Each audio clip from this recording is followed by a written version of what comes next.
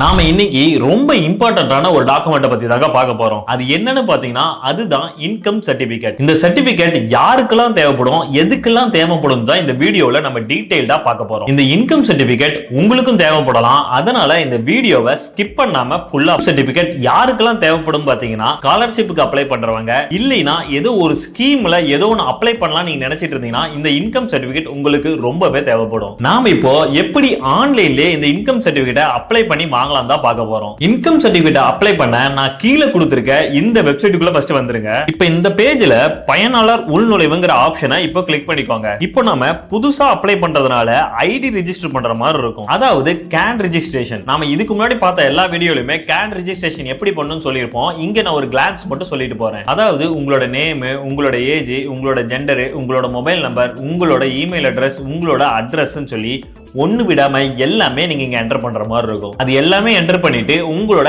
Can ரெஜிஸ்ட்ரேஷனை ready பண்ணி வச்சுக்கோங்க. நீங்க கேன் ரெஜிஸ்டர் பண்ணதுக்கு அப்புறம் இந்த பேஜ்ல ரெவென்யூ டிபார்ட்மெண்ட்னு ஒரு ஆப்ஷன் இருக்கும். அதை கிளிக் பண்ணிக்கோங்க. இப்போ நெக்ஸ்ட் பேஜ்ல இன்கம் சர்டிபிகேட்னு ஒரு ஆப்ஷன் இருக்கும். அதை இப்போ கிளிக் பண்ணிக்கோங்க. இப்போ இந்த பேஜ்ல என்ன டாக்குமெண்ட்லாம் தேவைப்படும், ஃபீஸ் எவ்வளவுன்னு சொல்லி டீடைல்ஸ் எல்லாம் இருக்கும். அது எல்லாமே ஒரு டைம் செக் பண்ணிக்கோங்க. இங்க நீங்க ஃபீஸ் 60 ரூபீஸ் கட்டுற மாதிரி இருக்கும். இது எல்லாமே நீங்க செக் பண்ணிட்டு ப்ரொசீட்னு சொல்லி ஒரு கீழே ஒரு ஆப்ஷன் இருக்கும். அதை இப்போ கிளிக் பண்ணிக்கோங்க. நாம ஏற்கனவே ஐடி ரெஜிஸ்டர் பண்ணதுனால ஆதார் நம்பர் என்டர் பண்ணி இங்க சர்ச் பண்ணிக்கலாம். ஐடி ரெஜிஸ்டர் பண்றதுனா என்னன்னா நாம அங்க கேன் ரெஜிஸ்டர் பண்ணோம் இல்லைங்களா, அதுதான். அந்த கேன்டே நாம நம்மளோட பேசிக் டீடைல்ஸ் எல்லாமே என்டர் பண்ணிருப்போம். அதனால இப்போ நம்மளோட ஆதார் கார்டை இங்க கொடுத்து நாம ஓபன் பண்ணிக்கலாம். இப்போ இங்க உங்களோட ஆதார் கார்டை என்டர் பண்ணி கீழே இருக்க சர்ச்ங்கிற பட்டனை கிளிக் பண்ணிக்கோங்க. இதுல உங்களோட கேன் ரெஜிஸ்டர் ஆகியிருக்கா இல்லையான்னு நீங்க இதுலயே பாத்துக்கலாம். சப்போஸ் ரெஜிஸ்டர் ஆகியிருந்தா உங்களோட கேன் நம்பர் இங்க ஷோ ஆகும். அதை கிளிக் பண்ணிட்டு இப்போ கீழே இருக்க அந்த ப்ரொசீடிங் பட்டனை மறுபடியும் கிளிக் பண்ணிக்கோங்க. இப்போ இந்த பேஜ்ல ப்ரீஃபில்டாவே நிறைய இன்ஃபர்மேஷன் இருக்கும். அதை அப்படியே ஸ்க்ரோல் பண்ணிட்டே வந்தீங்கன்னா மெம்பர்ஸ் டீடைல்ஸ்னு ஒரு ஆப்ஷன் இருக்கும். அதுல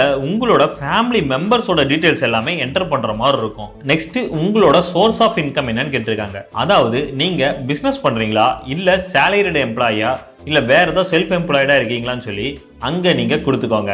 நெக்ஸ்ட் உங்களோட மந்த்லி இன்கம் எவ்வளவுன்னு கேட்டிருக்காங்க. நீங்க எவ்வளவு மந்த்லி ஏர்ன் பண்றீங்களோ அந்த இன்கம் இங்க என்டர் பண்ணிக்கோங்க. நெக்ஸ்ட் உங்களோட ஆனுவல் இன்கம் எவ்வளவுன்னு கேட்டிருக்காங்க. வருஷம் நீங்க எவ்வளவு மேக் பண்றீங்க இல்லைனா எவ்வளவு ஏர்ன் பண்றீங்கிற டீடைல்ஸ் இங்க கரெக்டா என்டர் பண்ணிக்கோங்க. இது எல்லாமே கரெக்டா என்டர் பண்ணிட்டதுக்கு அப்புறம் கீழே சப்மிட்னு ஒரு பட்டன் இருக்கும். அதை இப்போ கிளிக் பண்ணிக்கோங்க. இப்போ நெக்ஸ்ட் பேஜ்ல நாம டாக்குமெண்ட்ஸ் எல்லாமே அப்லோட் பண்ற மாதிரி இருக்கும். என்ன டாக்குமெண்ட்லாம் அப்லோட் பண்ணணும்னு பாத்தீங்கன்னா ஃபர்ஸ்ட் ஒன்ல என்ன சொல்லிருக்காங்க, போட்டோன்னு சொல்லிருக்காங்க. நம்பர் 1ல நீங்க போட்டோவை இங்க ஆட் பண்ணிடுங்க. நம்பர் 2ல உங்களோட அட்ரஸ் ப்ரூஃப் கேட்டிருக்காங்க. அதுல உங்களோட ஆதார் கார்டு இல்லைனா உங்களோட லைசன்ஸ் இல்லைனா உங்களோட ஓட்டர் ஐடி அந்த மாதிரி உங்களோட அட்ரஸ் இருக்க ஏதோ ஒரு ப்ரூஃபை இங்க அப்லோட் பண்ணிடுங்க. தேர்ட் ஒன்ல ரேஷன் கார்டு கேட்டிருக்காங்க.